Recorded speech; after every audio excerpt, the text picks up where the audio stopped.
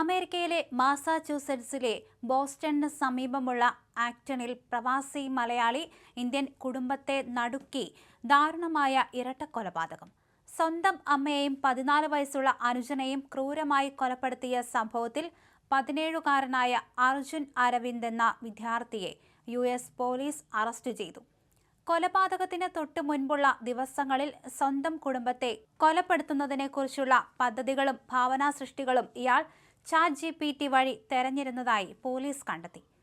Acton Martha ലെയ്നിലെ വസതിയിൽ താമസിക്കുന്ന സുധ വെങ്കടേശൻ, 45 വയസ്സ്, ഇളയ മകൻ സിദ്ധാർത്ഥ് അരവിന്ദ്, 14 വയസ്സ് എന്നിവരെയാണ് വീട്ടിനുള്ളിൽ കൊല്ലപ്പെട്ട നിലയിൽ കണ്ടെത്തിയത്.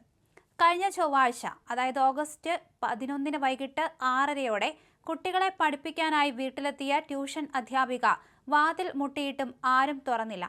തുടർന്ന് ഇവർ ജോലി സ്ഥലത്തായിരുന്ന കുട്ടികളുടെ പിതാവിനെ വിവരമറിയിച്ചു. അദ്ദേഹം ഭാര്യയെയും മക്കളെയും ഫോണിൽ ബന്ധപ്പെടാൻ ശ്രമിച്ചെങ്കിലും പ്രതികരണമൊന്നുമില്ലാത്തതിനെ തുടർന്ന് ആക്ടൺ പോലീസിനെ വിവരമറിയിക്കുകയായിരുന്നു.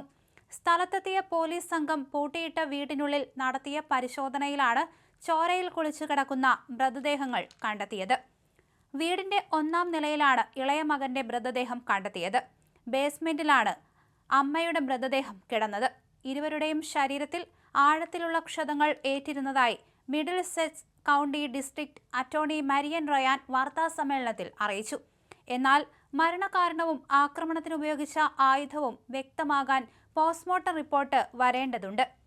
കൃത്യം നിർവഹിച്ച ശേഷം അമ്മയുടെ 2014 മോഡൽ ഹോണ്ട അക്കോർഡ് കാറുമായി അർജുൻ സംഭവസ്ഥലത്തുനിന്ന് രക്ഷപ്പെട്ടു. തുടർന്ന് പോലീസ് സംസ്ഥാന വ്യാപകമായി തെരച്ചിൽ നടത്തുകയും ലുക്കൌട്ട് നോട്ടീസ് പുറപ്പെടുവിക്കുകയും ചെയ്തു. ബുധനാഴ്ച പുലർച്ചെ അടുത്തുള്ള വെലാൻഡ് എന്ന സ്ഥലത്തെ ബിസിനസ് സമുച്ചയത്തിന്റെ പാർക്കിംഗ് ലോട്ടിൽ നിന്ന് കെട്ടിടത്തിലെ അലാം അടിയന്തരമായി മുഴങ്ങിയതിനെ തുടർന്ന് എത്തിയ പോലീസാണ് സംശയാസ്പദമായ രീതിയിൽ നിർത്തിയിട്ടിരുന്ന കാർ കണ്ടെത്തിയത്.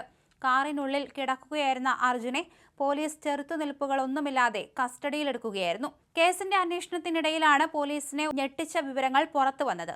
അർജുൻ കുറെ മാസങ്ങളായി തന്നെ പെരുമാറ്റത്തിൽ അസ്വാഭാവികതകൾ കാണിച്ചിരുന്നു.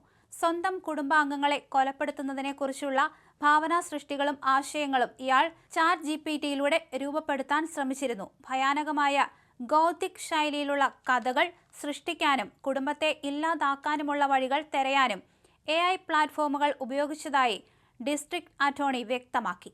കുടുംബങ്ങളെ കഠിനമായി ഉപദ്രവിക്കൽ, വാഹനം കവരൽ തുടങ്ങിയ ഗുരുതരമായ വകുപ്പുകളാണ് ഇയാൾക്കെതിരെ ചുമത്തിയിരിക്കുന്നത്. നിലവിൽ ലോവൽ ജുവനൈൽ കോടതിയിലാണ് ഹാജരാക്കിയതെങ്കിലും വധശിക്ഷയോ കൊലപാതക കേസുകളോ വിചാരണ ചെയ്യാൻ ജുവനൈൽ കോടതിക്ക് അധികാരമില്ലാത്തതിനാൽ കേസ് കോൺകോർഡ് ഡിസ്ട്രിക്ട് കോടതിയിലേക്ക് മാറ്റിയിട്ടുണ്ട്.